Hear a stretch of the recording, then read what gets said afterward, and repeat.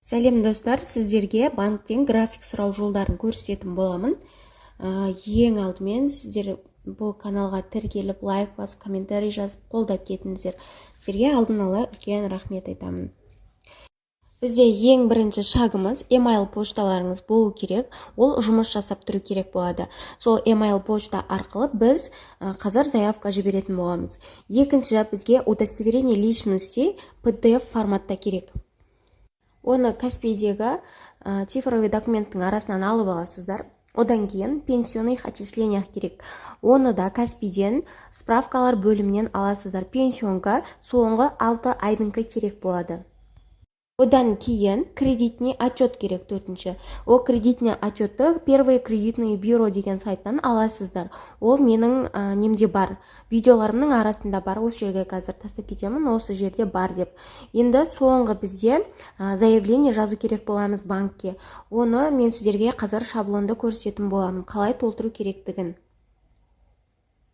Міне бізде осындай шаблонды толтырып заявление алып жіберетін боламыз ең соңысында. Біріншінде қандай банктен сіздер график алып жатырсыздар, соның атауын жазасыздар. Одан кейін сол банктың филиалын жазасыздар. Одан кейін кімнен деген жерге өздеріңіздің аты жөндеріңізді, ЖСН деген жерге өзіңіздің ЖСН номеріңізді, адрес деген жерге тұрғылықты мекен жайыңызды жазасыз. Одан кейін телефон номеріңізді және жұмыс жасап тұрған почтаңызды жазасыз. Одан астына қарай түскен кезде өтініш хат дейсіздер. Мен деген жерге аты жөніңізді жазып, осындай банктен несие шарты жасалған, мен несиемді уақытылы төлей алмай жүрмін, себебі деп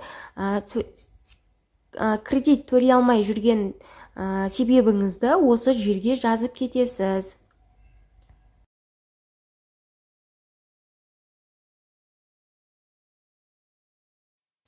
Әрі қарай себептеріңізді жазып болғаннан кейін осылай сіздің алдыңыздағы берешекті ай сайын қанша теңгеге төлеуге мүмкіндік сұрайсыз.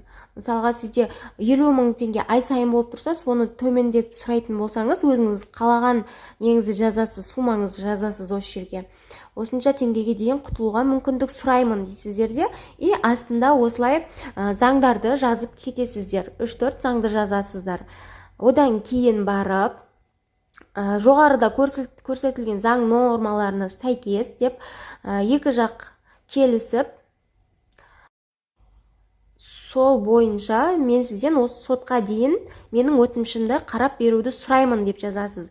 Егер де 10 күннің ішінде жауап жазбасаңыз, өзіңіздің құқықтарыңызды жазып кетесіз. Нұр Отан партиясына барам, немесе құқық органдарына жазамын деген сияқты, сондай өз құқығыңызды осы жерге жазып кетесіз. Екі жақты келісіп сөзге келіп, ортақ бір мақсатқа және график беруіңізді сұраймын дейсіз. Және тағы да несие тарихын менің кешкен күндерімді алып тастауды, айына өзіңіздің талаптарыңызды жазып шығады бұл жерге.